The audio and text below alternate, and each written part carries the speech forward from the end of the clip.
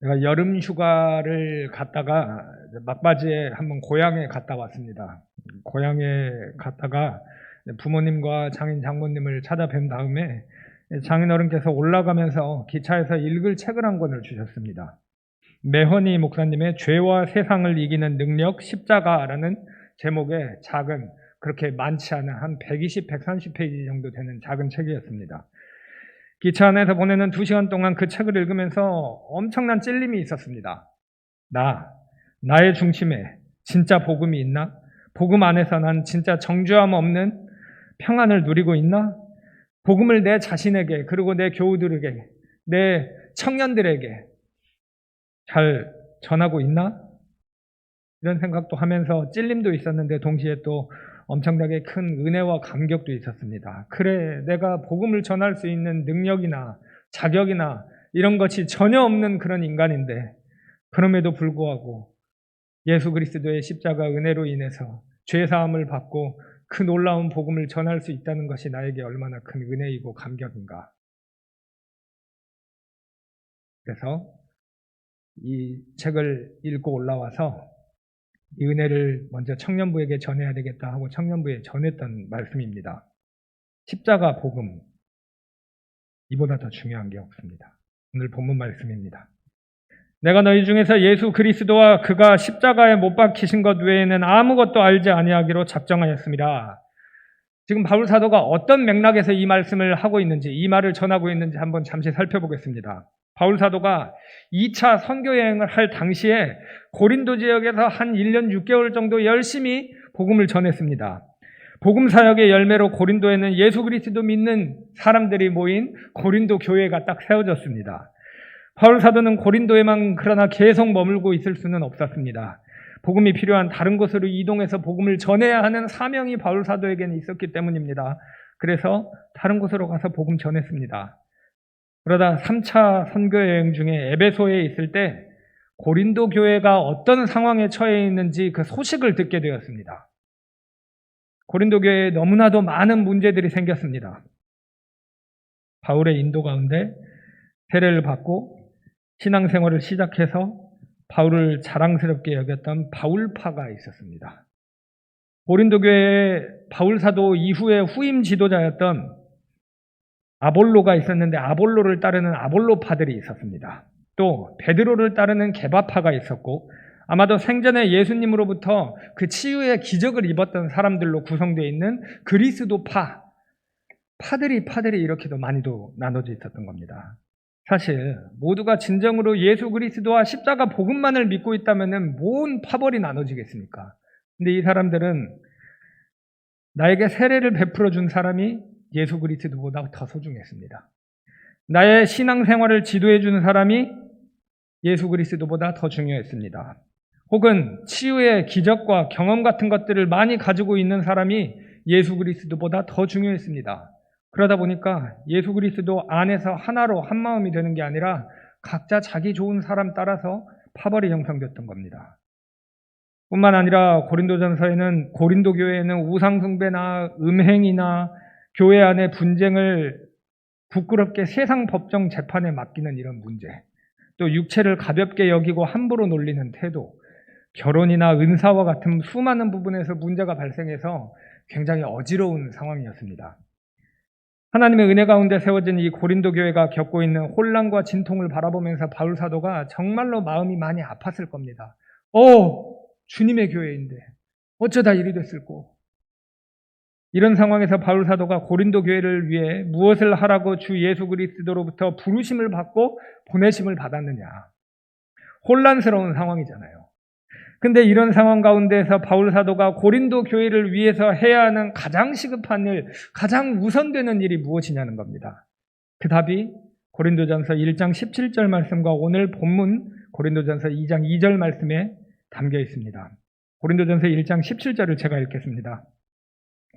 그리스도께서 나를 보내심은 세례를 베풀게 하려 하심이 아니요 오직 복음을 전하게 하려 하심이로되 말의 지혜로 하지 아니함은 그리스도의 십자가가 헛되지 않게 하려 함이라.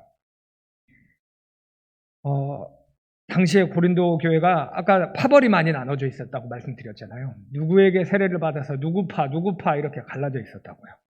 예. 그러면 우리 이렇게 생각할 수 있잖아요. 그래? 그럼 이 교회에서 분란을 없애기 위해서는 먼저 아볼로에게 세례받은 사람들 명단 조사해오고 또 누구에게 바울 사도에게 세례받은 사람 명단 전수 조사해가지고 그 명단 가지고 일단 뭘 파악하는 게 먼저일 것 같다고 생각이 된다고요. 정리하는 게 먼저일 것 같고.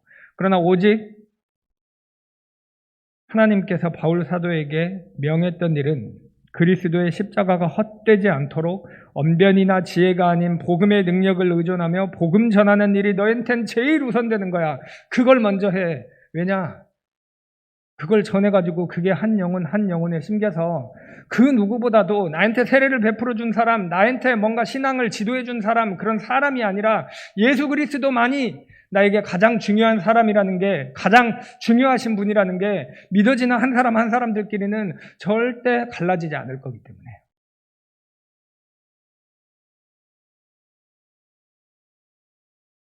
과거에 바울 사도가 고린도에 머물러서 고린도 교회를 설립하고 섬기고 지도했을 때에도 가장 중요한 일은 다른 특별한 게 아니었습니다. 고린도 교인들에게 하나님을 증거하기 위해 바울 사도가 했던 일은 하나였습니다. 오늘 본문 말씀입니다. 내가 너희 중에서 예수 그리스도와 그가 십자가에 못 박히신 것 외에는 아무것도 알지 아니하기로 작정하였습니다. 교회를 개척하는 시기에도요. 교회의 성장이 무르익어 가던 때에도, 교회가 각종 문제 때문에 혼란함을 겪고 있을 때에도 교회가 직면한 시기와 상황을 초월해서 가장 중요한 일은 예수 그리스도 십자가 복음을 전하는 일이었습니다. 이건 고린도 교회에만 유효한 게 아닙니다. 과거에 존재했던 모든 교회가 그렇고 오늘날 존재하는 모든 교회가 그렇고 지금 이 말씀을 고린도 교회에만 좋겠습니까? 지금 있는 그리고 앞으로 존재할 모든 교회에게 주신 말씀이 바로 이 고린도 전서잖아요. 예수 그리스도의 십자가 복음을 전하는 것보다 더 중요한 건 없다. 하나님의 말씀에는 예배와 관련된 내용도 있고 기도와 관련된 내용도 있고 착하게 어떻게 이웃을 사랑할 건지 윤리 도덕적인 내용도 있고 어떻게 공동체를 이뤄갈 것인가 그리고 교제할 것인가 교리와 같은 신앙과 삶에 대한 다양한 주제들이 굉장히 많이 있습니다. 하지만 바울 사도의 편지를 보면 모든 문제가 예수 그리스도의 십자가하고 연결이 되어 있다는 걸 볼 수 있습니다. 예수 그리스도의 십자가를 떠난 주제가 하나도 없습니다. 죄인들이 하나님과 화해하고 하나님의 용서를 받게 하시고자 예수 그리스도께서 죽으셨다는 이 가장 근본적인 기독교의 진리이자 교리가 성경의 모든 주제를 관통하는 핵심이라는 겁니다. 바울 사도는 성령님 영감으로 기록한 모든 편지에서 이 핵심인 예수 그리스도의 십자가 복음을 정말 계속해서 반복해서 높이고 있습니다. 왜냐? 자신이 어떤 인간인지 아니까요. 자신이 그리스도인을 박해하고 예수 믿는 사람 잡으러 다니고 예수 그리스도를 박해했던 자신이 아무런 소망 없는 비참한 죄인이었던 자신이 긍휼을 입어서 의인이 되고 하나님 자녀가 되고 사도가 되어서 교회를 섬기고 지도할 수 있고 예수 그리스도의 십자가 복음을 전할 수 있었던 것, 그게 오직 예수 그리스도의 십자가 은혜였다는 것을 알고 있었기 때문입니다. 바울 사도에게 그리스도의 십자가 복음은 어떤 순간과 어떤 상황 속에서도 결코 잊을 수 없는 생생한 기억이었습니다. 그러나 문제는 우리가 이 핵심을 너무나도 쉽게 망각할 때가 많이 있다는 겁니다. 까먹을 때가 너무 많아요. 우리는 진짜 사람은 제일 중요한 거를 너무나도 잘 까먹는 것 같아요. 왜냐하면 우리가 이 어떤 하나님과 또 하늘의 신령한 복을 제외하고 가장 우리한테 귀하고 소중한 게 뭐가 있을까 생각해 보면은 아무리 봐도 부모님인 것 같아요. 제가 고향에 내려갔을 때 아내가 아니라 제 여동생이 아이를 키우고 있는데 어깨가 탈구가 됐는데도 애를 내려놓지를 못해요. 키우고 있는 애가 너무 이쁘고 사랑스럽고 어떻게 될까봐 자기 어깨 빠지는 거는 모르고 계속 안고 있는 걸 보면서 쟤 참 징하다 하고 생각했는데요.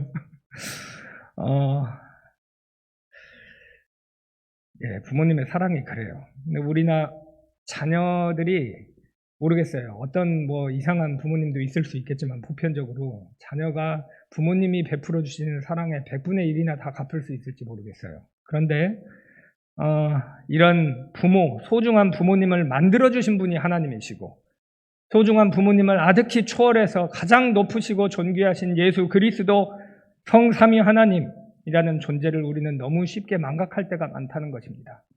성경을 읽으면서도요, 성경 속의 모든 주제를 관통하는 주 예수 그리스도와 성삼위 하나님 이거를 놓치고 복음은 어디 메뉴에나 사이드 메뉴나 장바구니에 그냥 집어넣을 때가 많이 있다는 것입니다.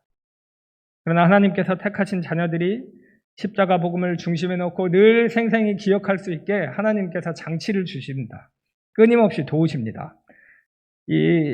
제가 아까 읽었던 그 매언이 목사님의 책을 보면 이런 내용이 있더라고요. 이 매언이 목사님이 원래는 자신의 구원받기 전에, 회심을 하기 전에, 회개와 믿음이 생기기 전에요, 자기 자신만을 위해서 살았던 사람이었다라면서 자기 과거를 이야기를 하시는데, 고등학교 때 대학 시절에는 마약에 빠져서 도시의 드문 곳에 가서 마약의 황홀경을 즐겼다고 합니다. 그러나 십자가 복음이 갑자기 믿어지는 그런 놀라운 은혜가 생겨서 이분이 마약에 빠진 허랑방탕한 한 젊은이가 죄를 용서받아 의로운 그리스도인이 되었고 복음 전하는 목사가 되었습니다.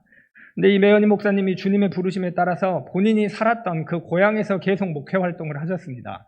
근데 목회 사역을 하고 일상생활을 하다 보면은 본인이 그 뒷골목에서 은밀하게 마약을 즐겼던 그 골목을 지나칠 때가 있었다는 겁니다.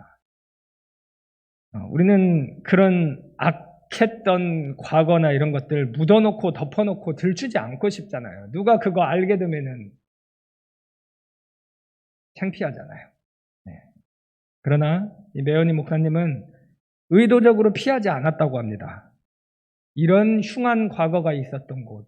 그러나 이제는 내가 그렇게 마약을 즐기고 있는 것이 아니라 예수 그리스도의 십자가 복음을 전하는 사람이 되었다는 게 도대체 얼마나 큰 은혜인가를 생각할 수 있는 장치로 여겼다고 합니다.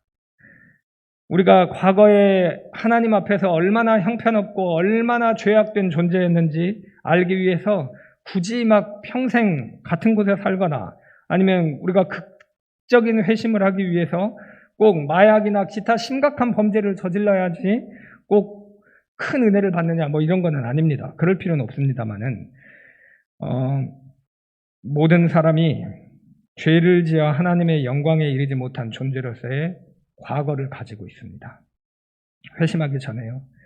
지극히 존귀하신 하나님을 경멸하고 자기 자신만 믿으며 덧없고 하찮은 인생을 살았던 김범렬도 선교사이자 목회자의 가정에서 태어나서 교회를 떠나지 않고 말씀과 기도와 예배 가운데서 살았고 제법 도덕적으로 쭉 살아왔던 제 아내도 그리고 여기에 각자의 사정과 정황을 가지고 이 예배 자리에 나오신 우리 교우분들도 모두가 존재와 태도와 행동으로 창조주께 반역한 과거가 화려한 죄인들입니다. 이 중에서 우리 중에 어떤 사람도 하나님 앞에서 나는 깨끗하고 나는 의롭습니다. 나는 문제 없습니다. 나는 죄 없습니다. 라고 할 수 있는 사람 아무도 없습니다. 거룩하신 하나님께서는 죄를 미워하시기 때문에 죄를 다루셔야 하고 죄를 벌하셔야만 합니다. 따라서 본질적으로 하나님의 용서를 받기 위해 예수 그리스도의 십자가 죽음이 필요하지 않은 사람이 아무도 없습니다. 모든 사람이 십자가 복음이 절실히 필요합니다. 십자가 복음이 무엇입니까? 하나님의 완전하고 의로우신 아들 예수님께서 우리의 죄를 위해 대신 돌아가셨다. 예수님께서 모든 형벌을 우리 대신 받으셨다. 예수님께서 십자가에 달리셔서 원래 하나님 아버지께서 죄인에게 해야만 했던 모든 진노와 저주와 형벌을 예수 그리스도께 다 퍼부었다. 이게 믿어지는 사람은 이제 위치가 바뀐 거죠. 나의 죄는 다 예수 그리스도께로 갔고 예수 그리스도께서는 이루신 그 모든 의는 다 내게로 와서 자리바꿈이 되는 거죠. 그래서 예수 그리스도와 같은 의로운 자로 하나님 아버지께 여겨지는 이 놀라운 게 예수 그리스도의 십자가 복음입니다. 이게 가장 중요한 겁니다. 우리가 성경을 보다 보면 하나님께서 가장 기뻐 받으시는 예배가 무엇인가? 선교, 전도, 결혼, 윤리, 정치, 사회, 문화 여러 가지 방식에서 영역에서 어떻게 우리가 살아가길 원하는가라는 내용도 많이 있지만은 우리 모두가 예수 그리스도께서 재림하시는 날 전까지 혹은 우리의 수명이 다하는 날까지 절대 모르면 안 되는 단 한 가지가 뭐냐고 한다면 바로 이 예수 그리스도의 십자가 복음이란 겁니다.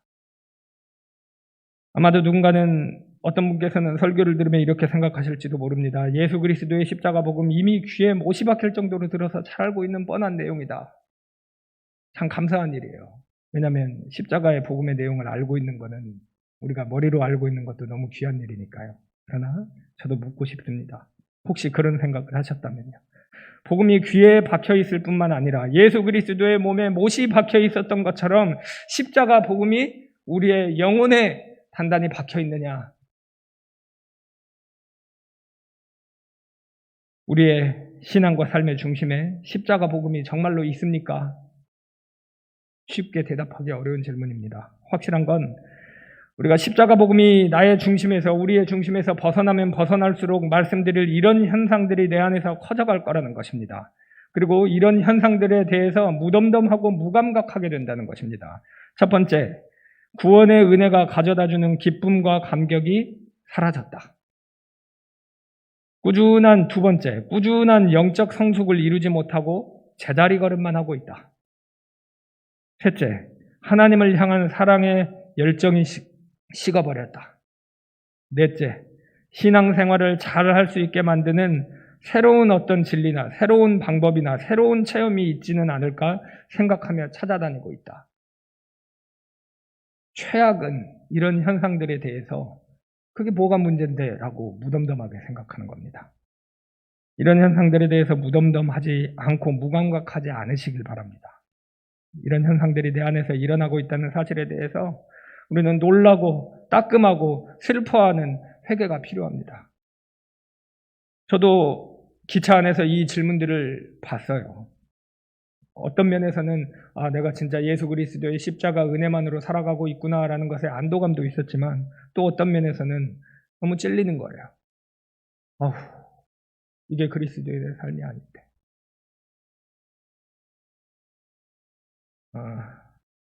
이 문제를 해결할 수 있는 유일한 방법은 무엇입니까?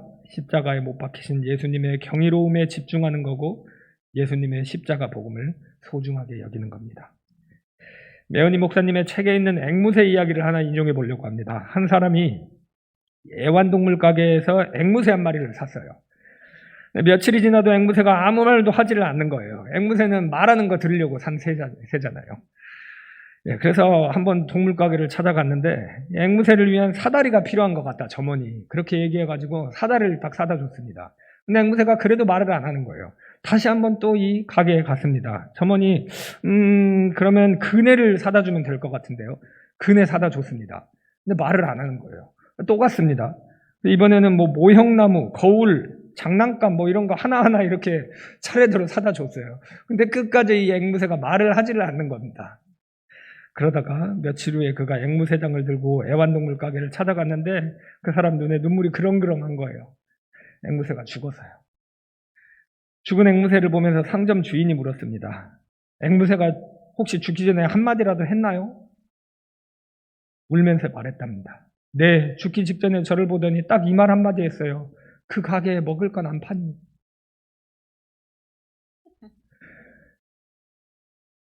앵무새가 좋은 환경에서 살게 하기 위해서 사다리나 그네나 장난감, 모형나무 이런 거 다 필요합니다. 근데 그 무엇도 먹이를 대신할 수 있는 건 아무것도 없습니다. 아무리 좋은 것이 많더라도 먹이가 없으면 죽는데 사람에게도 마찬가지입니다. 사람이 살면서 우리 육적으로 필요한 게 얼마나 많나요? 돈도 필요하고 음식, 물질, 건강, 직업, 인간관계 얼마나 많은 게 필요합니까? 근데 이건요, 앵무새에게 다른 것들, 사다리, 그네, 장난감, 모형나무 같은 거였습니다. 사람에게 제일 근본적으로 중요한 게 무엇이냐? 사람의 영혼에 가장 중요한 음식이 뭐냐? 너희들이 떡으로만 살 것이 아니요 하나님의 말씀으로 살 것이라 라고 말씀해 주셨잖아요. 그 말씀의 정수가 뭘까요? 예수 그리스도의 십자가 복음이죠.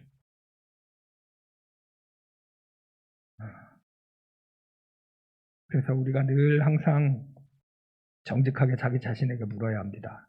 복음이 내 안에 가장 중요한 유일한 진리인가? 그걸 어떻게 할 수 있냐고요? 바꿔서 물을 수 있습니다. 내 영혼, 내 삶, 내 중심에는 뭐가 있나요? 나는 평소에 무엇에 대해 가장 많이 생각하고 무엇에 대해 가장 즐겨 말하고 무엇에 대해 가장 많이 말하나요? 내가 가장 원하는 것에 대해 생각하면 뭐가 먼저 떠오르나요? 피곤한 현대인의 생활 때문에 지치고 힘들 때가 많은데 나의 열정을 가장 자극하는 것은 무엇인가요? 사고 싶은 물건이실까요? 가족이나 가까운 관계의 사람일까요? 직장이나 취업 문제일까요? 한참 빠져있는 취미일까요? 내가 응원하는 스포츠팀 경기 결과일까요? 지지하는 정당이나 정치인 혹은 정치 이슈인가? 주식인가? 재테크인가? 쇼핑인가? 조금 다른 범주의 것들도 생각해 볼게요. 소위 교회에서 살다시피 하시는 분들 계시잖아요. 나의 중심에 있는 것은 과연 교회 봉사였나요? 저와 같은 교역자는 이렇게 생각할 수 있죠. 설교, 기도, 제자 훈련이 제일 중요하다. 맞아요. 좋은 거 맞아요. 그러나 앵무새의 먹이, 영혼의 양식은 아니라는 거예요. 어떤 것도 하나님이 가장 중요하다고 말씀하신 단 한 가지가 될 수 없어요. 내가 너희 중에서 예수 그리스도와 그가 십자가에 못 박히신 것 외에는 아무것도 알지 아니하기로 작정하였습니다. 제일 중요한 영혼의 양식은 예수 그리스도께서 죄인을 위해서 십자가에 못 박혀 죽으셨다는 이 복음의 진리입니다. 오해는 하지 마셔요. 교회의 어떤 봉사나 이런 게 중요하지 않다라는 걸 얘기하는 것은 아니니까요. 그러나 그 무엇도 십자가 복음을 대신할 수는 없습니다. 오직 복음만이 우리의 영혼의 생명을 박동하게 만들고 하나님 아버지께로 나아갈 수 있게 만들고 하나님 아버지의 자녀가 될 수 있게 만들고 천국이 예정될 수 있게 만들고 그건 십자가 복음 말고는 그 어떤 것도 할 수 없는 일입니다. 우리는 날마다 유혹에 직면해요. 복음이 우리 중심에 자리 잡지 못하도록 점점 멀어지게 하는 무언가를 각자 삶 속에 한두 가지, 두세 개씩 다 가지고 계실 겁니다. 그러나 우리가 가장 필요하고 시급한 것은 새로운 무언가도 아니고 더 나은 무언가도 아니고 유일한 무언가입니다. 십자가에 못 박히신 예수님의 경이로움과 우리의 심령 안에 그 예수 그리스도의 십자가 복음이 말뚝 박히는 일이 필요합니다. 마지막으로 제가 한 번만 묻겠습니다. 함께 여러 개를 나열할 수 있는 게 아니라 나에게 가장 중요한 단 한 가지가 뭡니까? 내가 가장 많이 생각하고 평소에 가장 많이 말하는 거, 내 삶을 뛰게 만들고 나의 열정을 가장 자극하는 게 무엇인가요? 오늘 설교를 들으시면서 분명히 무언가를 떠올리셨을 거고 계속 그 생각이 머릿속을 지배하실 겁니다. 그것이 예수 그리스도의 십자가 복음이기를 원합니다.